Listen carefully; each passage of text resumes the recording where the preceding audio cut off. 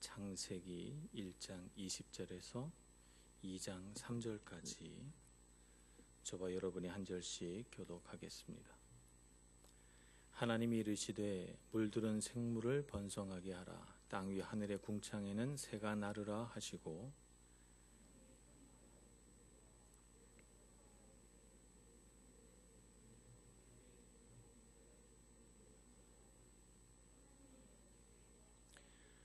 하나님이 그들에게 복을 주시며 이르시되 생육하고 번성하여 여러 바닷물에 충만하라. 새들도 땅에 번성하라 하시니라. 하나님이 이르시되 땅은 생물을 그 종류대로 내되 가축과 기는 것과 땅의 짐승을 종류대로 내라 하시니 그대로 되니라.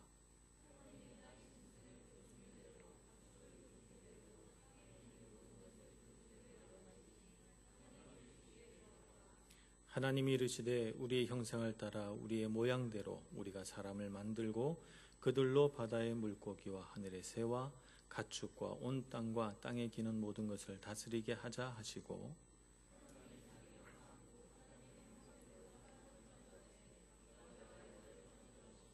하나님이 그들에게 복을 주시며 하나님이 그들에게 이르시되 생육하고 번성하여 땅에 충만하라. 땅을 정복하라.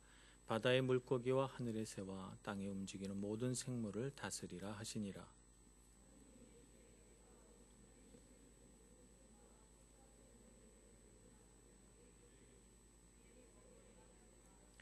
또 땅의 모든 짐승과 하늘의 모든 새와 생명이 있어 땅에 기는 모든 것에게는 내가 모든 푸른 풀을 먹을 거리로 주노라 하시니 그대로 되니라.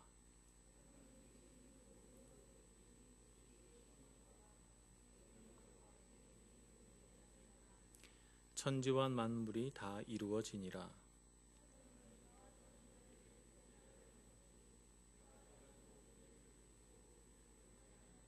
다 같이 하나님이 그 일곱째 날을 복되게 하사 거룩하게 하셨으니 이는 하나님이 그 창조하시며 만드시던 모든 일을 마치시고 그날에 안식하셨음이니라.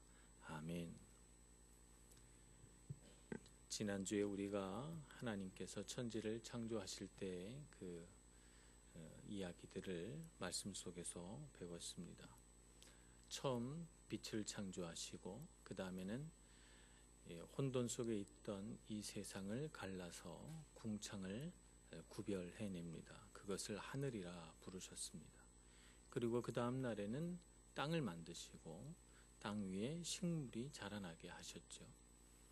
그리고 하늘의 광명체를 만드셔서 해와 달과 별들이 하늘에 빛나게 되고 그것이 시차를 두고 운행하면서 낮이 되고 밤이 되는 그런 주기를 만들어서 하루가 만들어지고 계절이 만들어지고 한 해가 만들어지는 그런 일정한 주기들을 하나님께서 만드셨습니다. 이렇게 놓고 본다면 이 첫째 날부터 넷째 날까지는 무언가 굉장히 닮은 점들이 있어요. 하나님께서 규칙을 만드시고 질서를 만드시고 구분하시고 그래서 이 세상이 어떤 규칙성과 주기성을 가지고 운행하게 되며 그러면서 자라나는 생명체는 사실은 활동할 수 있는 생명체는 아니에요. 그냥 자라나는 식물이죠. 이 식물은 소리를 내지 않아요. 움직일 수가 없습니다. 그러니까 넷째 날까지는 하나님께서 창조하셨을 때 고요히 움직이는 해와 달과 별들 그리고 아름다운 하늘과 또 식물이 가득한 땅들 그 가운데 고요히 바람이 불어가며 하나님이 창조하신 세상은 참 평화롭고 고요하며 그 안에 막 복잡하게 뛰어다니는 무슨 생물이 있지 않습니다. 그러나 이제 5일째 되는 날부터 생물이 창조되기 시작합니다.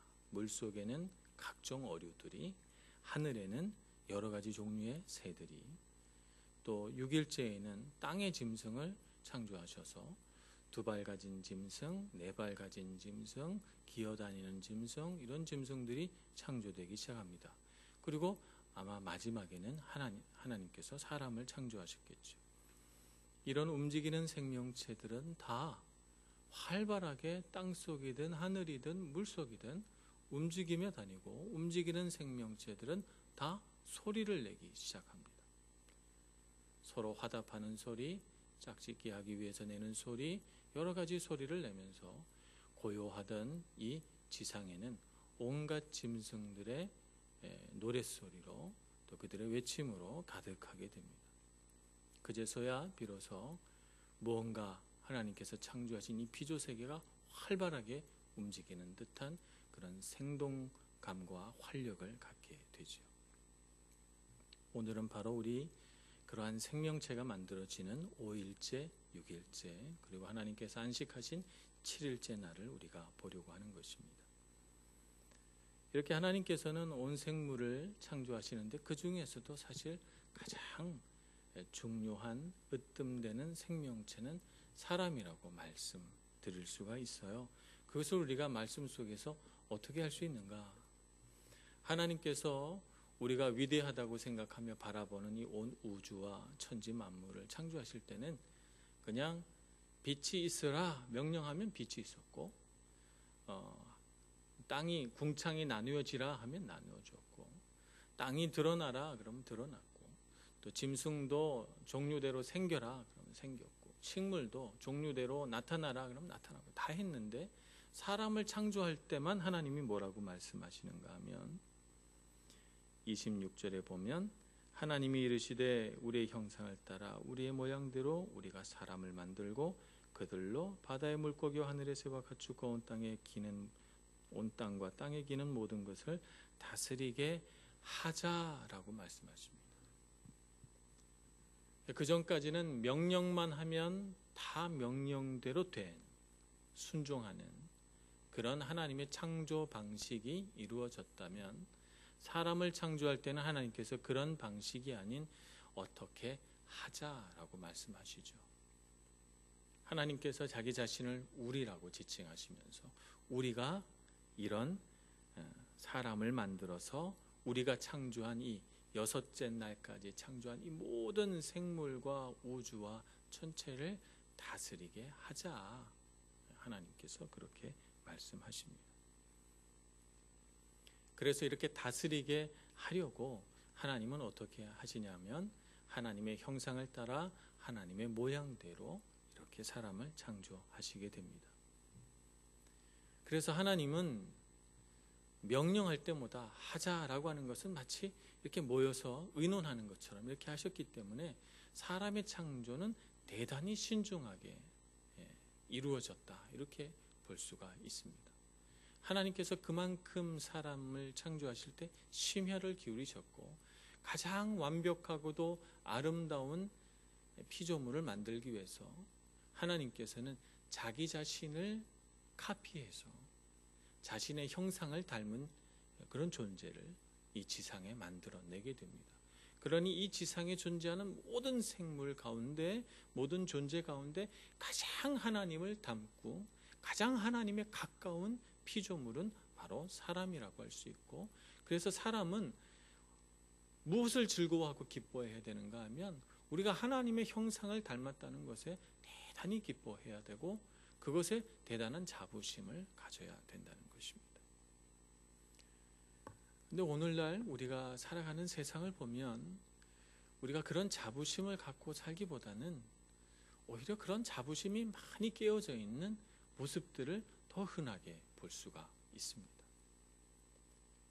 자기 자신의 가치가 깨어져 있고, 자기가 얼마나 소중한 존재인가라고 하는 것을 인식하지 못한 채 자기 자신을 비하하거나 혹은 자기 자신에 대해서 연민의 감정을 가진다거나 혹은 자기 자신에 대해서 너무 부족하다고 느껴서 부끄러움과 수치심을 갖게 되는 그런 사람들을 우리가 종종 보게 됩니다. 왜 그렇게 됐을까요?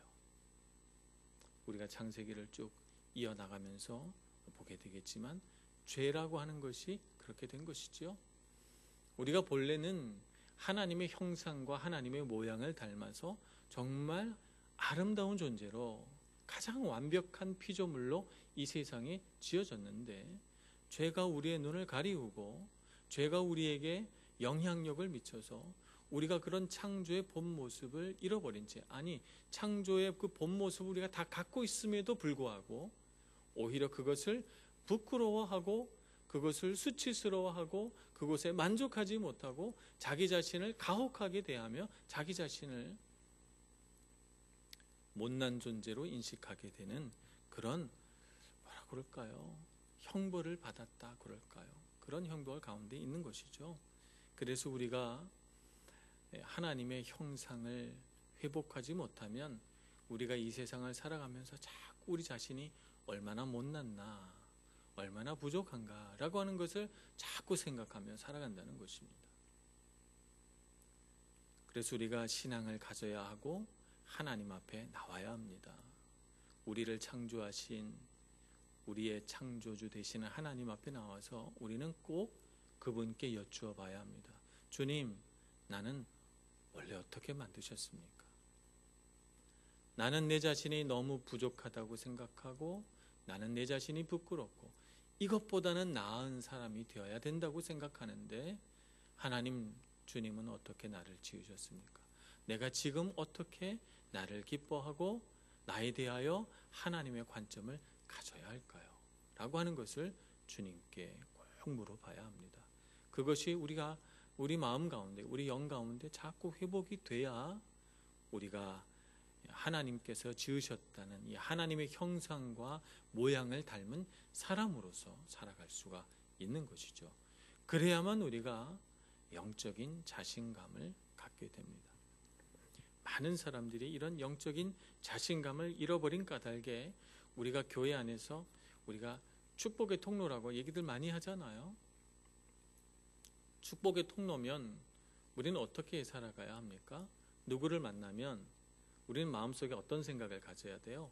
내가 축복의 통로인데 당신이 나를 만났으니 당신이 참 복받았다, 이렇게 생각해야 되잖아요. 왜냐하면 내가 축복의 통로니까 나하고 손만 잡아도 막 축복이 흘러들어갈 거고, 나하고 대화하면 막 그 사람이 복받을 거고, 나하고 관계를 맺으면 맺을수록 내 축복의 통로, 나를 통해서 그 사람에게 복이 흘러들어갈 것이니까 그 사람이 얼마나 복받은 거예요.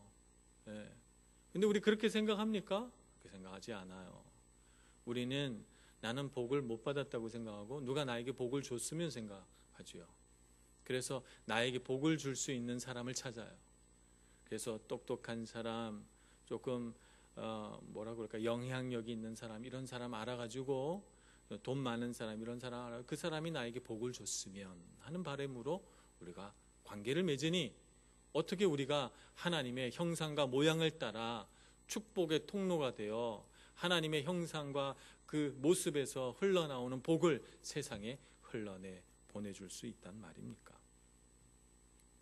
그러므로 우리는 영적인 자신감을 회복해야 합니다. 내가 하나님 앞에 얼마나 큰 복과 은혜를 받아 하나님의 그 완벽하신 형상과 모양대로 창조된 사람인가?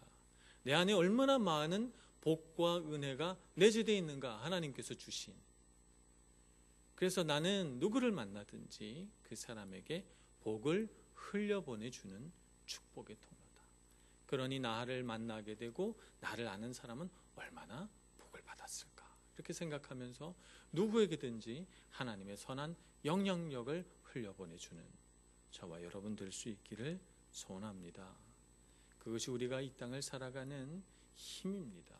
이걸 잊지 마시고 주변 사람들에게 복을 받으려고 하지 마시고 자꾸 복을 나누어주는 그런 축복의 사람 되시기를 소원합니다. 하나님께서는 이렇게 여러 날에 걸쳐서 세상을 창조하셨지만 가장 사람을 신중하고도 정말 하나님의 그 섬세하신 손길로 사람을 창조하셨습니다.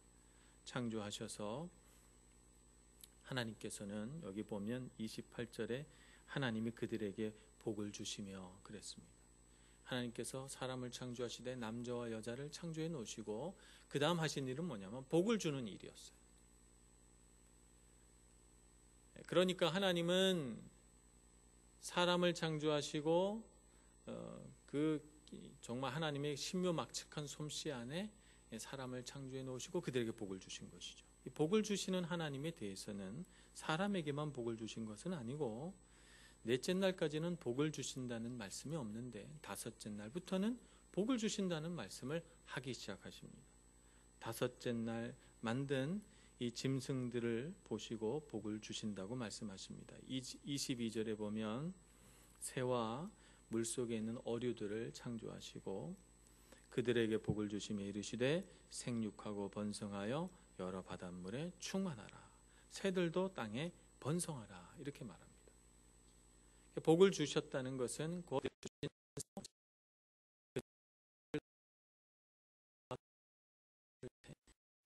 이 넓은 땅에 그들이 자꾸 생육하고 번성해서 충만하게 되라는 거예요. 그런 복을 하나님께서 주셨다는 것입니다. 사람에게도 동일합니다. 28절 중간에 보면 그들에게 이르시되 생육하고 번성하여 땅에 충만하라. 이렇게 말씀하시죠. 그러니까 사람에게도 자꾸 자식을 많이 낳고 해서 이 땅에 많아져라 라고 하는 것이 하나님의 복이에요. 근데 사람에게는 하나를 더 하십니다. 26절에도 하나님의 창조 계획에 다스리게 하자라고 말씀하셨지만 28절에도 보면 모든 생물을 다스리라 이렇게 피조된 사람에게, 남자와 여자에게 명령하시죠. 그러니까 사람은 육상의 짐승들과 물속의 어류들과 공중의 새들과는 다르게 한 가지 복을 더 받게 되는데 다스리는 복을 받게 됩니다. 사람에게 추가된 이 다스리는 복은 하나님께서 주신 이 생명들을, 짐승들과 날짐승, 어류들을 잘 관리하고 경영하고 보살피라는 거예요. 이들을 가지고 착취하고 잡아 죽이고 지배하고 내리누르라는 것이 아니고 이들을 잘 관리하고 경영하고 보살피라는 거예요. 하나님께서 창조하신 피조물이니까 함부로 대하지 말고 잘 관리해라. 하나님께서는 온 우주와 천체를 다스리고 계시는데 특별히 생물은 사람의 손에 위탁하셔서 다스리라 명령하신 것입니다. 그런데 이 복이 일곱째 날에도 등장합니다. 2장 3절에 보면 하나님의 그 일곱째 날을 복되게 하사 거룩하게 하셨으니 이는 하나님이 그 창조하시며 만드시던 모든 일을 마치시고 그날에 안식하셨습니다. 이렇게 말씀합니다. 근데 7일째 날에 복 받는 존재는 없어요. 복을 받는 존재는 없고 복을 받는 것은 시간입니다. 7일째 되는 날이 복을 받아요. 그러면 이 7일째 되는 날, 이 시간은 어떤 복을 받았을까요? 안식과 쉼이라고 하는 복을 받았습니다. 그래서 이 안식과 쉼을 하나님이 뭐라고 말씀하셨냐면 거룩하다 이렇게 말씀하셨죠. 안식과 쉼, 이것이 거룩함과 무슨 관계가 있을까요? 일곱째 날 이 시간을 특별히 복을 주셔서 이 시간을 누리는 사람, 그 시간 속에 있어도 그 시간을 누리는 사람이 있고 누리지 못하는 사람이 있거든요. 그런데 그날에 그 시간에 복을 주신 하나님의 뜻을 알아서 그날에 하나님의 뜻대로 안식하고 쉬면서 그 시간을 누리는 사람은, 그 시간 안에 들어온 사람은 다 거룩하게 된다는 거예요. 그러면 어떻게 하면 우리가 하나님께서 거룩하게 하신 그 시간 안으로 들어가서 하나님이 주신 거룩을 누릴 수 있을까? 전도서 12장 1절은 이렇게 말합니다. 우리 한번 찾아보죠. 전도서 12장 1절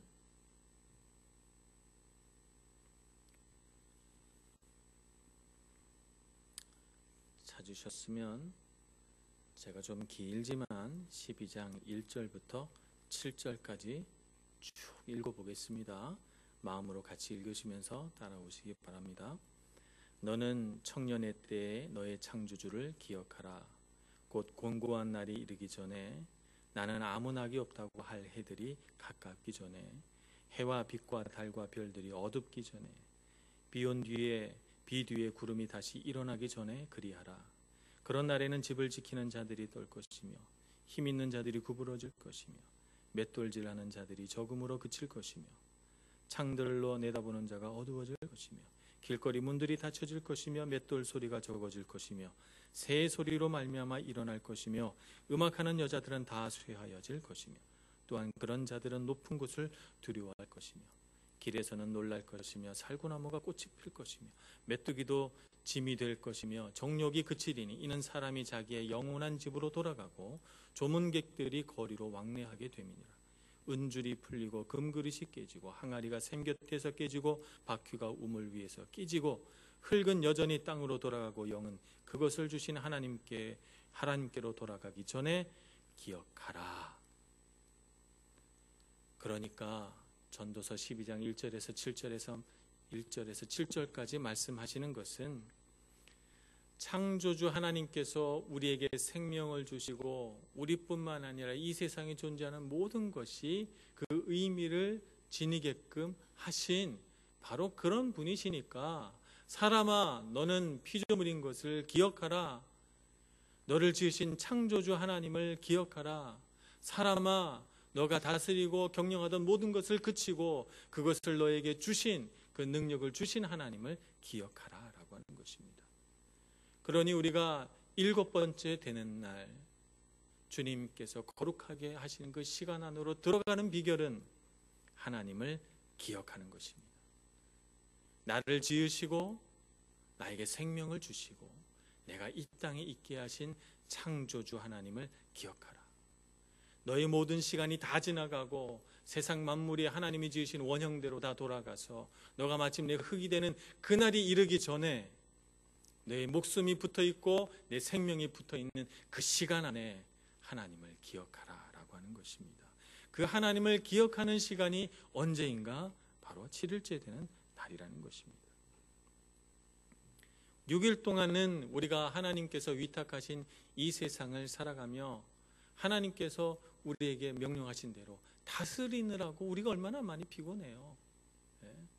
주부들은 집에서 그릇들을 다스리느라 얼마나 피곤합니까? 남편들은 직장에서 자기에게 맡겨준 일들을 다스리느라고 얼마나 피곤합니까? 학생들은 학교에서 자기에게 맡겨준 숙제와 그 모든 공부들을 다스리느라고 얼마나 피곤합니까? 6일 동안 하나님께서 다스리라고 주신 것들을 우리의 모든 정력을 다해서 우리의 모든 지식과 지혜를 다해서 경영하고 다스리고 하느라고 지치고 힘들었는데 그러다 보니까 우리 마음속에 들어오는 생각이 뭐냐면 내 힘으로 사는 것 같고 내가 하나님 된 것 같고 내가 다 해야지만 되는 것 같고 하나님께서 내게 위탁하신 것을 잊어버린다는 말입니다. 6일 만에. 그래서 우리가 7일째 하나님 앞에 돌아와서 착각하지 말자는 거예요. 내가 내 힘으로 사는 것 같아도 다 하나님이 허락해 주신 것이고 내 힘이 아니면 안 될 것 같아서 우리가 이 세상에서 바락바락 애쓰며 살아가는데 그것이 아니고 하나님께서 주신 능력과 지혜로 살아가고 나는 그저 피조물일 뿐 모든 능력과 힘은 창조주 그분으로부터 공급된다는 사실을 알고 하나님께 위탁받은 피조물의 겸손을 가지라는 것입니다. 그것이 바로 우리가 7일째 되는 날 가져야 할 참된 예배입니다. 이렇게 주님 앞에 겸손히 피조된 자로서 나아갈 때 그럴 때 비로소 우리가 그날을 거룩하게 누리게 되는 것이죠. 두 번째, 7일째 날을 복되게 하실 때 그 복은 무엇일까? 하나님께서만 거룩하신데 그 거룩하심을 하나님께서 부여한 날이 오직 7일째 날밖에 없어요. 사람도 거룩하다고 말씀하지 않으셨어요. 짐승도 새들도 해와 달도 별들도 어떤 피조물도 거룩하다라고 말씀하신 적이 한 번도 없어요. 거룩하다라는 이 단어가 처음 등장하는 것은 2장 3절에 등장하는데 7일째 되는 날이 거룩하다 그렇게 말씀하셨거든요. 하나님께서 거룩하다라고 선언하시는 것은 그날밖에 없어요. 거룩함을 주시는 분은 하나님이시죠. 하나님께서 거룩하라라고 명령하신 또 한 존재가 있는데 레위기 19장 2절에 보면 하나님께서 하나님 백성을 향해서 너희는 거룩하라 이렇게 말씀하십니다. 그 이유는 이는 나 여호와 너희 하나님이 거룩함이니라. 내가 거룩하니 너희도 거룩하라 라고 하는 것이죠. 그런데 우리가 이 하나님의 거룩함을 어떻게 받아들입니까? 우리가 하나님의 거룩함을 어디 가서 찾습니까? 해를 바라보면 우리가 하나님의 거룩함을 받습니까? 달을 바라보면 하나님의 거룩함을 받습니까? 아니면 들판에 나가서 산천초목을 바라보면 하나님의 거룩함을 받습니까? 하나님께서 창조하실 때 무엇이 거룩하다고 하셨습니까? 7일째 되는 날 그 시간이 거룩하다고 하셨잖아요. 그러니 우리가 너희는 거룩하라라고 하나님께서 명령하셨을 때 하나님의 거룩함을 받아들이는 유일한 통로는 7일째 날인 것입니다. 그래서 그날은 우리가 모든 수고와 모든 인생의 짐과 내가 땀 흘렸던 모든 일들을 다 내려놓고 어떻게 하면 주님께서 거룩하게 구별하신 이 날을 거룩하게 누릴 수 있을까라고 하는 것을 생각해야 되고, 그 하나님의 거룩한 시간 앞에 나가 우리가 하나님의 거룩하심을 덧입는 하루가 되어야 하는 것입니다. 이렇게 하나님께서 거룩한 날, 거룩하게 구별하신 날을 거룩하게 지낼 때 우리가 복이 있습니다. 우리가 이 세상에서 참 복을 많이 찾습니다. 성경에 보면 우리 창세기 1장에 설명한 대로 많아지는 것이 복입니다. 생명이 자꾸 많아지고 번성하여 충만하게 되는 것이 복입니다. 그런데 그런 복을 우리가 어떻게 누릴 수 있는가?